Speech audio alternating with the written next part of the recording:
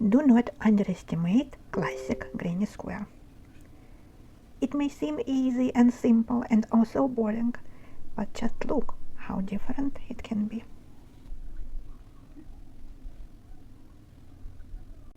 Basis granny square. It's so important and practical. I made a tutorial on it.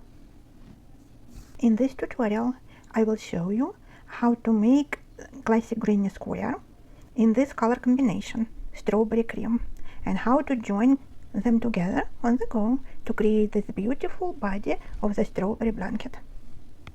And in the part 2 of this tutorial, we will create a beautiful strawberry border for that blanket. All you need for today is a medium weight yarn in pink and white and 5 mm or 5.5 mm crochet hook. Let the fun begin!